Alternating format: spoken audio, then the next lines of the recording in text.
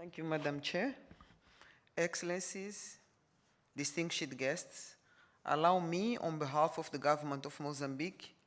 and on my own behalf, to express my gratitude for the opportunity provided to participate in this high-level panel to discuss these matters of vital importance to our nation for building the future we want. I would like also to express my profound gratitude to the government of India for hosting this event and the warm welcome and hospitality extended to us in this beautiful country, which, like Mozambique, faces the Indian Ocean. Distinguished guests, energy, water, and food security. These three areas, which are the focus of this high-level panel today, have been recognized for long by Mozambique as crucial areas for its development, and more importantly, as crucial to our ability to implement the National Poverty Reduction Agenda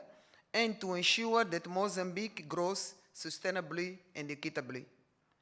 We have reiterated this in our national, regional, and global discussions on sustainable development goals and on the implementation of Rio+20 outcomes.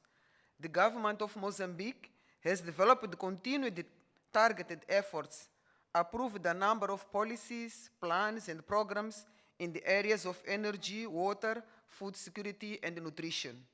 which have already resulted in significant progress and are contributing to both economic growth and to the improvement of conditions both in rural and urban areas of the country. By way of example, in the energy sector, where Mozambique is an exporting country to SADC and beyond, increasing access to and the production of clean, renewable energy will continue to be drivers for policy and infrastructure development. These efforts have resulted into an increase from 7% into 39% of the districts connected to the national grid at the end of 2013, with a target of reaching 100% in 2014, coming soon. A number of infrastructure projects connecting to hydropower are being implemented, which will contribute both to a cleaner energy mix, to increase access to modern energy services, where efforts to expand hydropower-related infrastructure are just one example. In the water sector, where access to water is still a critical limiting factor to the development and indeed survival of some of our rural communities, efforts have been involved not only to develop infrastructure, but also institutional sectoral reforms aiming at achieving a more integrated and resilient water management and securing the rapid achievement of MDG 7, which is our biggest challenge. These reforms include a greater support of public-private partnership for infrastructure development and service delivery, and improvements in the hydrometeorological network and the early warning system for extreme climate events. Similarly, in the area of food security, the country has progressed. With the challenge being greater in rural areas, the country as a whole registered from 2008 to 2012 over 50% reduction in the number of people in extreme food insecurity conditions, and reducing the number of affected districts from 56 to 21. With the recently approved national strategy and the program on food security and nutrition, integrating climate change and their implementation, further progress is being made. Despite the progress made, we recognize the urgency to advance more rapidly in these areas. And this realization is even clearer to us now than in the past,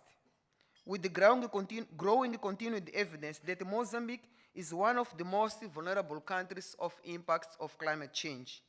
and that we have to fight with the firm determination and strategy to be able to attain sustainable development results. Ensuring rapid progress in the areas of energy, water, and food security is indeed vital to Mozambique's ability to build more resilient communities so that we can ensure in a context of achieving a climate and sustainable future for present and future generations of Mozambicans.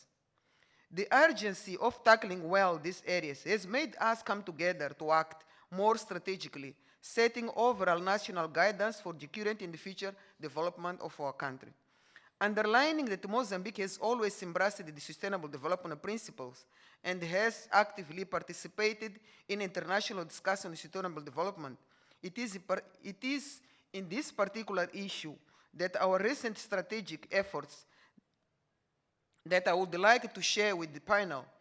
First, the development of national strategy for adaptation and mitigation for climate change and the green economy roadmap action.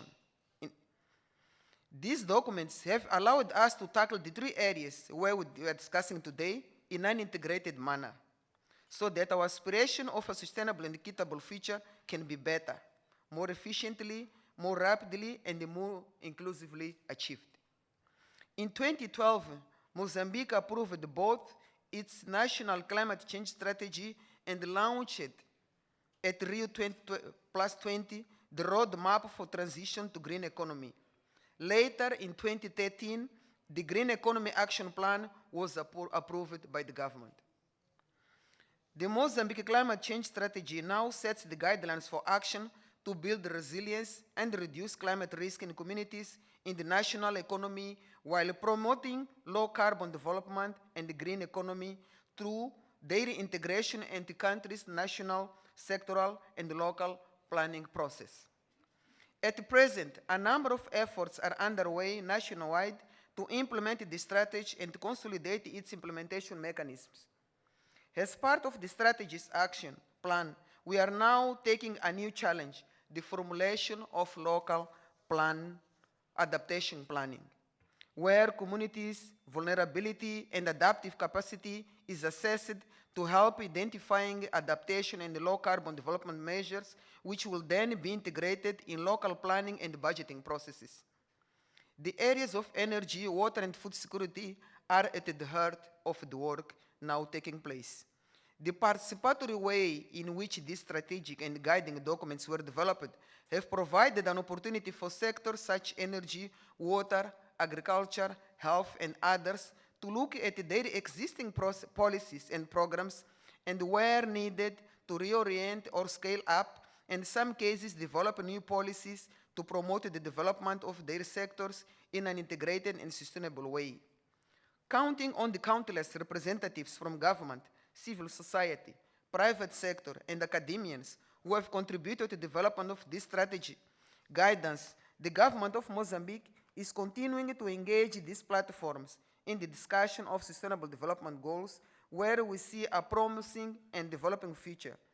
one which could help us tackle well and pragmatically the work in all these development areas. In sequence of these initiatives taken to attain equitable and sustainable development, Mozambique is willing and keen to learn and gain from the rich experiences from its friends, from this panel, from this audience, from India, from TERI.